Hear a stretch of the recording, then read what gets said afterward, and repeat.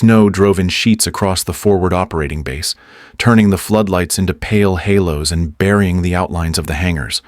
The wind came in from the north, steady and cold, carrying the fine sting of ice that clung to faces and gear. The metal edges of the maintenance bays were already crusted with frost, and the air tasted of hydraulic oil and exhaust that had long since cooled. Beyond the tarmac, the mountains of the Hindu Kush were nothing more than black shadows swallowed by the storm. Night was coming fast. Captain Lauren Mercer stood at the edge of the flight line, her visor catching a dull reflection of the overhead lights. The storm made the world smaller, muffling sound and erasing distance.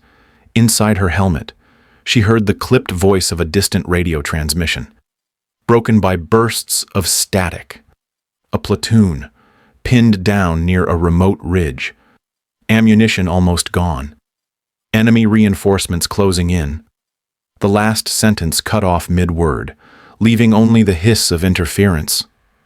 She stood still for a moment, as if to be certain she had heard it right. Behind her, two pilots walked away from their parked Apaches, heads down against the wind. Their voices were low, a private conversation about how the weather had grounded every aircraft on the line. The orders from high command were clear. No one flies in this.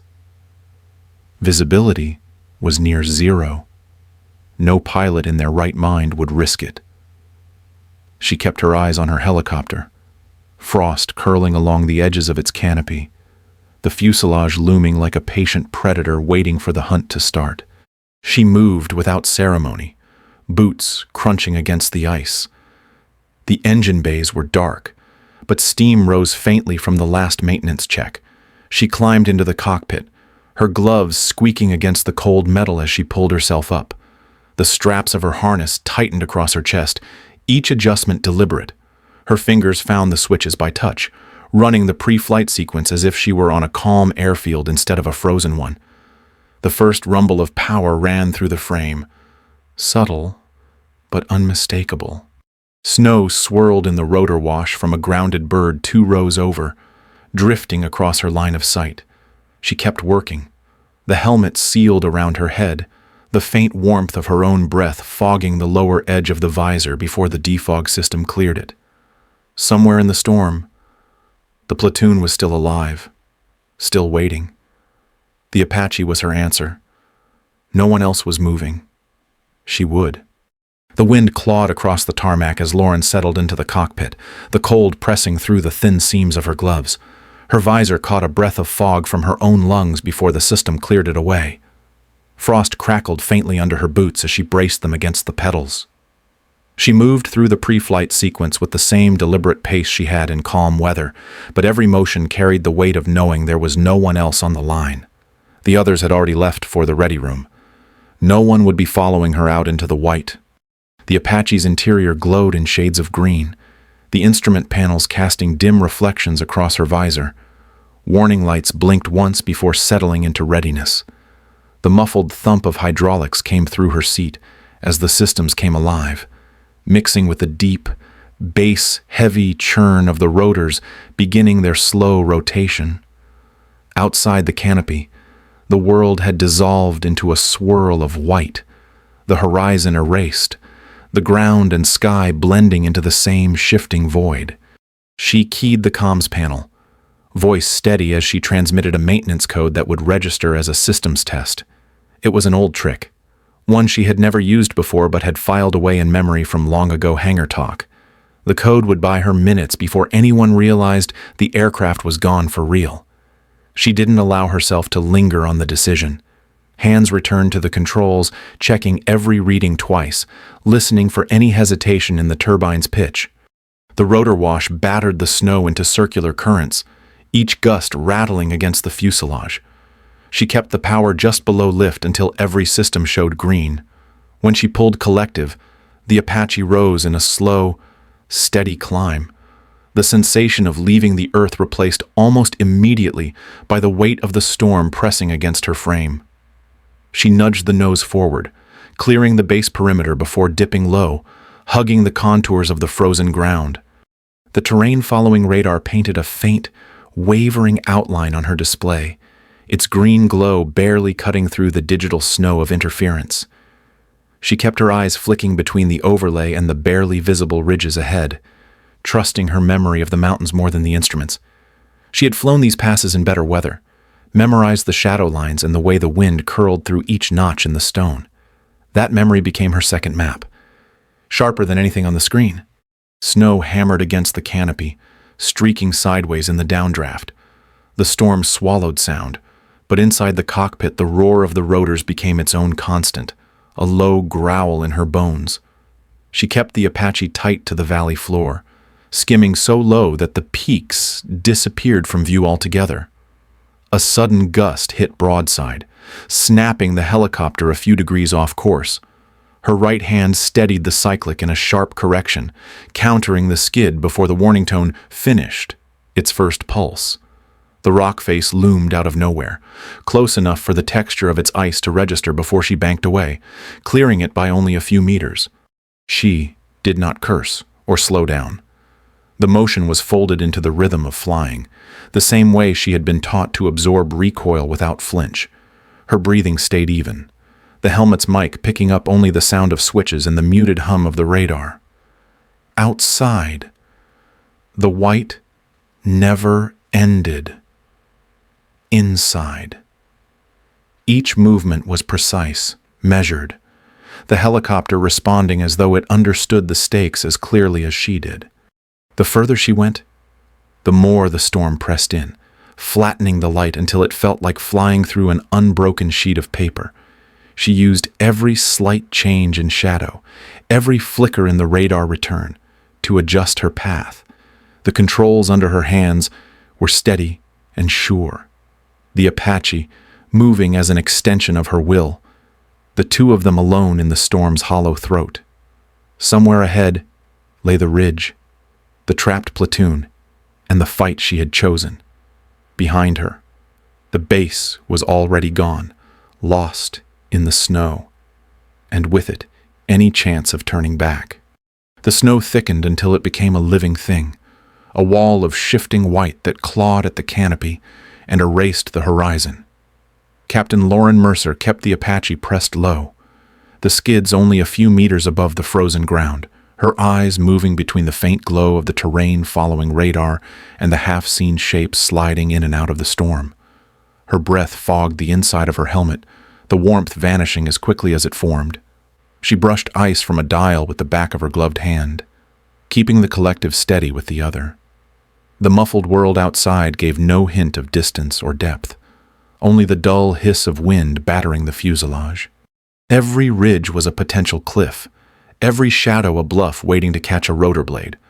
The GPS wavered, its position readouts drifting in ways she knew weren't possible. Somewhere overhead, satellites were fighting the same storm she was.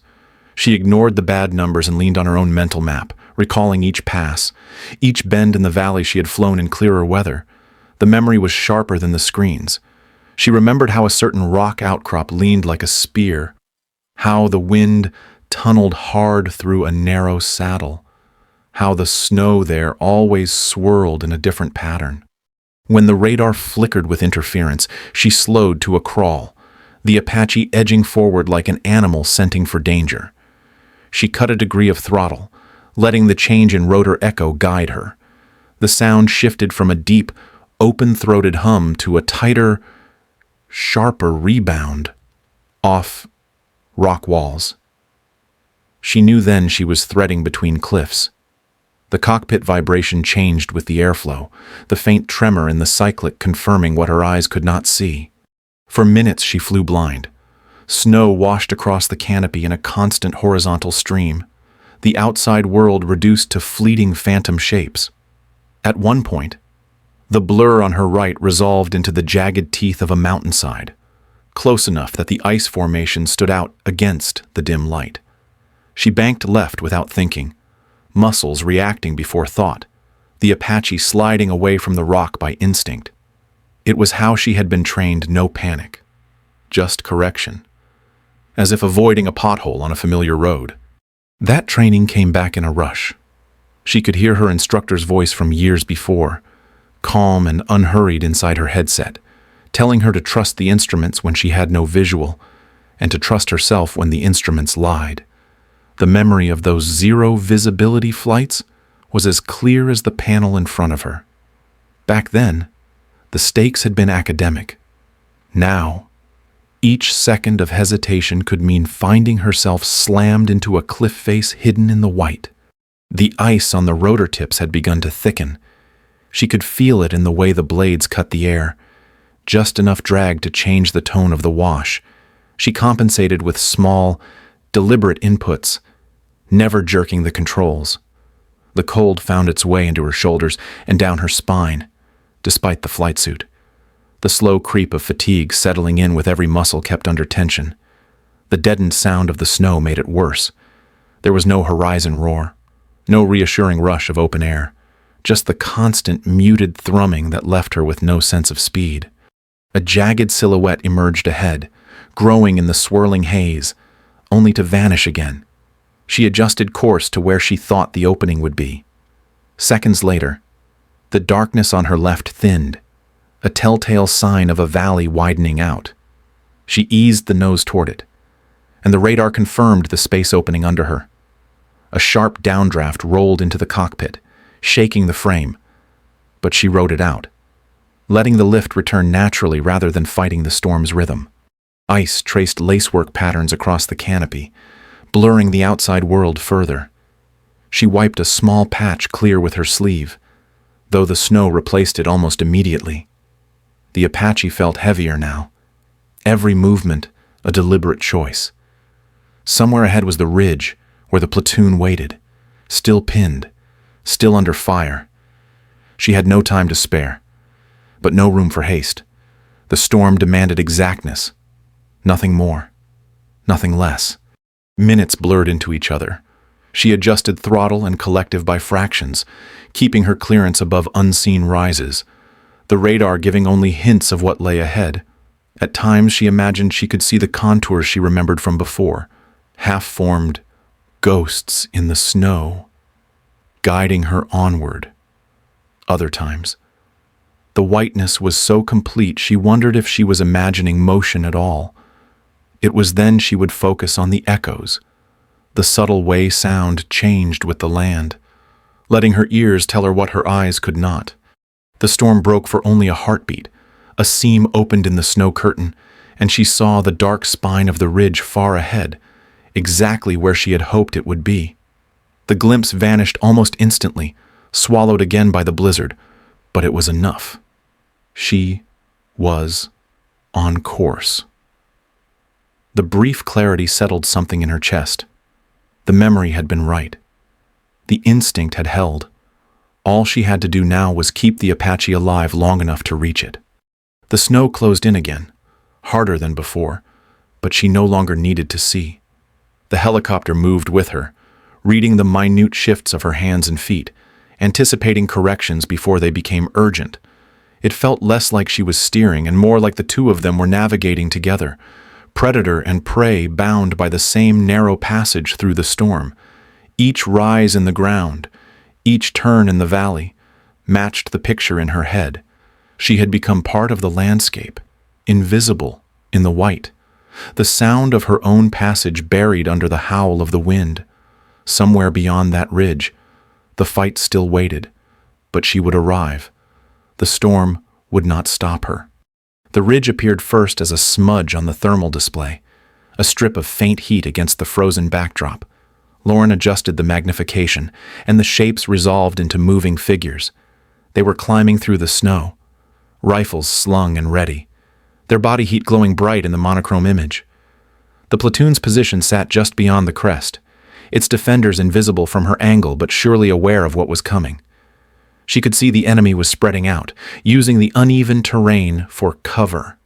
Snow muted every sound, but on her display the movement was clear, purposeful, and closing fast.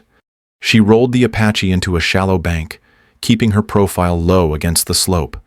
The cannon controls came alive under her grip, and she sighted in along the line of advancing fighters. The first bursts tore through the white silence, the percussion sharp, but strangely dampened by the storm. Through the scope, she watched heat signatures stagger and drop, others diving for cover in the drifts. Snow plumed in bursts where her rounds struck rock, dirt, and men alike. She shifted aim without hesitation, stitching the slope with controlled fire until the movement faltered. A streak cut across her peripheral view, an RPG launch, the warhead glowing like a comet against the cold air. She threw the Apache into a low jink, the missile passing close enough for the turbulence to rock her frame. Countermeasure flares spat from beneath her, their sudden glare swallowed almost instantly by the snow. Another trail arced up from the tree line, and again she moved, keeping her turns tight and her altitude low enough to disappear behind the ridge for a moment before reappearing from a new angle. The thermal image showed the fighters regrouping, some retreating to a technical parked behind a shallow rise. The vehicle's engine glowed faintly, but the real threat was mounted on its bed, a DSHK heavy machine gun, its barrel beginning to warm on her display. She steadied her breathing, lined up the shot, and armed a hellfire. The missile left the rail with a muted thump, the cockpit shivering from the release. For an instant, the flare of its motor was the only light in the storm, a straight and unwavering path toward the target. The explosion came as a muffled concussion, snow shaking loose from the pines in heavy sheets. Through the thermal feed, the vehicle was simply gone, replaced by a smear of residual heat fading into the cold. Fragments rained down across the slope, and the remaining fighters broke in all directions, abandoning any thought of pressing forward. The ridge was suddenly still, save for the slow drift of snow settling over the wreckage. A burst of static cut into her headset, followed by a voice, strained and incredulous. "Who the hell is that?" The question hung in the channel, unanswered. Lauren kept her mic off, her attention on the screens. The voice repeated once, softer this time, before fading back into the background of clipped, urgent chatter from the platoon's position. She kept moving along the ridge, eyes scanning for any heat signatures that might have survived the first engagement. Her hands were steady on the controls, the aircraft responding with precision to each input. The storm continued to grind around her, the white pressing against the canopy as if trying to push her from the sky. She didn't mind. It worked both ways. If they couldn't see her coming, they couldn't prepare for what followed.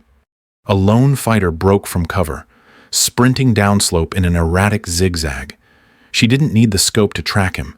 The figure stood out in the snow even without heat contrast. One short burst from the cannon cut the run short, the man collapsing into the drift. The rest had vanished into the folds of the terrain, scattered and beaten back. The platoon's perimeter was safe for the moment. She let the Apache drift higher for a clearer view of the battlefield, scanning both visually and on thermal for any new movement. The snow made everything slower, dulled the pace of battle into moments of sudden violence followed by stillness. The rotor's constant churn was the only sound that felt alive, the steady heartbeat that marked her place in the sky. Down below, the platoon would be regrouping, checking ammunition, counting their wounded. They wouldn't know her name, only that something had come out of the storm when they needed it most. Lauren turned the Apache back toward the deeper valleys, letting the ridge fall away behind her. The storm swallowed the scene in seconds, erasing the wreckage, the scattered fighters, and even the path of her own approach. All that remained was the memory of the strikes, brief flashes of heat and light in a world of white, and the knowledge that for now, the fight had shifted in their favor. Lauren kept the Apache low behind the ridgeline, the slope shielding her from most direct fire but not from the wind. The gusts came hard and uneven, grabbing at the fuselage, forcing her to work the cyclic in steady, precise corrections. The ridgeline itself was both refuge and danger, too close, and she risked a rotor strike on the jagged rock, too far, and she would lose her advantage over the narrow approach the enemy was trying to exploit. Snow swirled violently in her own downwash, creating a shifting curtain that blurred everything beyond the canopy. It was like flying inside a sealed room of white noise, the outside world reduced to shapes that appeared only for an instant before dissolving. She caught movement on the thermal display, 2 heat signatures edging along the slope, hoping to flank the platoon's position. Without climbing high enough to expose herself, she slewed the cannon and sent short bursts through the drift. The impacts were invisible to her eyes, but on the scope, the heat flared, then faded. More movement followed, smaller groups testing her perimeter. Each time she responded with the same measured accuracy, keeping the fight away from the platoon as they regrouped for their push to the extraction zone. The fuel gauge slid toward the red, the needle dipping past the 20% mark. It was the first clear warning that she was past the safe point for a return flight. She should have turned back. Instead, she adjusted her position to cover a second approach, where the slope dipped into a narrow channel. Her breath fogged the lower edge of her visor before the defog system cleared it. She barely noticed. The mission wasn't over, and as long as the platoon was still moving under fire, neither was she. The storm thickened, pulling the daylight into an early dusk. Visibility dropped further, so that even the ridgeline ahead vanished between gusts. Twice she felt the warning tremor of ice building on the rotor tips, the vibrations subtle but growing. She compensated with minor pitch adjustments, mindful of how quickly control could degrade if she ignored it. The wind sheared again, hammering the Apache sideways. She corrected instantly, just as the silhouette of an outcrop loomed through the white, close enough to see the ice clinging to its face before it disappeared behind her. Cannon bursts vanished into the snow, the explosions on the far slope visible only as brief shadows through the haze. A missile launch was the same, just a muted thump and a flash of heat on the thermal feed, followed by a faint shockwave rattling the frame. Every shot counted. Not for spectacle, but for effect. She kept her pace deliberate, never letting the adrenaline push her into wasteful fire. Her hands, locked on the controls since the first engagement, had begun to stiffen. The muscles in her back ached from the constant lean into the cyclic, her eyes burning from the strain of tracking movement in the blizzard. Fatigue whispered its warnings in small tremors. In the extra beat it took to focus on the display, she ignored them all. She had learned long ago that endurance was a matter of compartmentalizing pain, and exhaustion would be there later. For now, they stayed out of the cockpit. Below her, the platoon began to move. Through gaps in the storm, she caught glimpses of their column pushing toward the extraction point, shapes hunched against the wind. She adjusted her hover to stay aligned with their progress, keeping her fields of fire over the most exposed flanks. Twice she caught enemy fighters attempting to cut them off, and twice she ended it before they could close the distance. The ridgeline was her anchor now, the fixed point around which every adjustment revolved. She felt the weight of it in the storm, the way it sheltered her while pinning her to a narrow space. It was a trap if she stayed too long, but leaving it would open the platoon to attack. The gauge edged lower. The ice on the rotors thickened again. She shifted just enough to shake the buildup loose in the slipstream, listening to the faint change in the vibration as it cleared. Minutes stretched. The hydraulics hummed beneath her, steady and patient, the heartbeat of both machine and mission. The snow kept swallowing sight and sound, forcing her to fly by instinct and muscle memory alone. She had become part of the storm's rhythm, moving with it, striking only when the gaps opened. The fuel needle hovered at a level that would have sent any pilot home. She stayed. When the last shapes of the platoon slipped into the edge of the extraction zone, she held position for another minute, scanning for any final push from the enemy. Only when the radio crackled with the all clear from the ground, no names, no acknowledgement did she ease the Apache back, letting the ridge fall away behind her. The hardest part was not the storm or the cold. It was knowing exactly how close she had come to not making it back, and deciding she would do it again if the choice was in front of her. The fuel gauge was deep in the red, the needle brushing the line that meant she had no margin left. Lauren caught the glint of movement on the thermal display. An enemy PKM emplacement dug in across the platoon's only viable exit. The muzzle flashes bloomed red against the cold haze, their arcs cutting directly across the path the soldiers had to take. There was no time to circle or wait. She dropped the Apache into a steep dive, the descent rattling through the frame as turbulent air grabbed at the fuselage. The ridge and snowfield rushed up toward her. She steadied the cyclic, brought the cannon online, and fired in sharp, measured bursts. The impacts tore into the emplacement, each strike sending clouds of powder billowing into the air. Figures scattered from the wrecked position, heat signatures breaking apart and fading into the drift. She didn't linger on the kills. The platoon was already moving, heads low, making for the extraction point. Through the storm came the low, steady beat of other rotors. The sound was faint at first, almost buried under the wind, but it grew as the rescue helicopters pushed into range. She kept her eyes on the field, covering the exposed stretch with controlled fire to make sure nothing could rise in the platoon's path. The Apache hovered just high enough for a clear field of view, the air thin and unstable, her control inputs constant. The needle dropped lower still. Warnings blinked on her panel. Fuel reserve alarms muted under her hand. She ignored them, watching instead as the first soldiers reached the open ramp of the lead rescue bird. The second helicopter touched down, kicking snow in hard white waves. She shifted position to screen its landing, her fire sweeping across the tree line until the last heat signature vanished from her scope.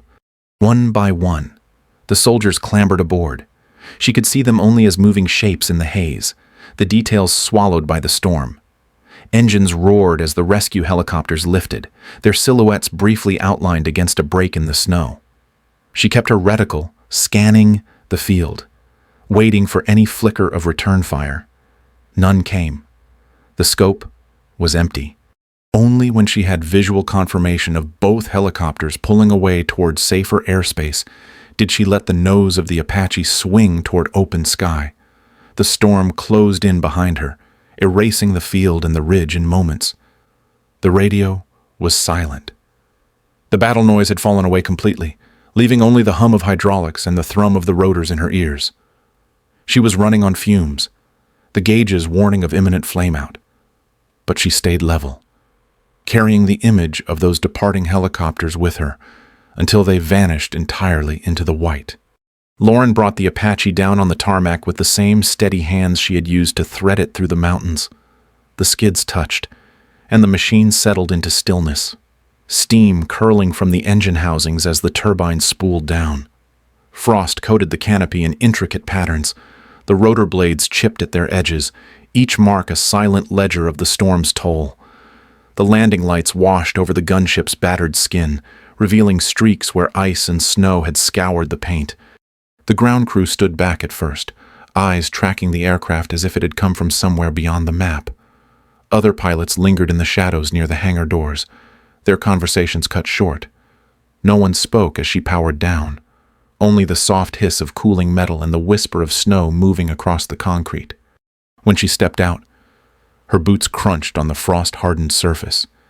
She rested a gloved hand on the fuselage, feeling the cold radiate through the leather.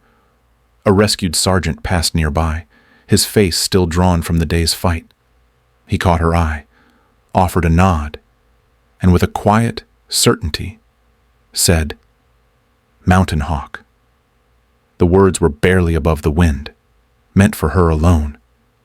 Then he moved on, vanishing into the bustle of the returning column. Later, she would see the official report. The mission was reduced to a line-item unspecified aerial support during adverse conditions. There would be no citation, no briefing that mentioned her name. Yet the nickname had already begun to move through the base, traded in low voices between those who had been there. It needed no embellishment. She lingered in the hangar as snow continued to fall outside, the wide opening framing a dark, silent airfield.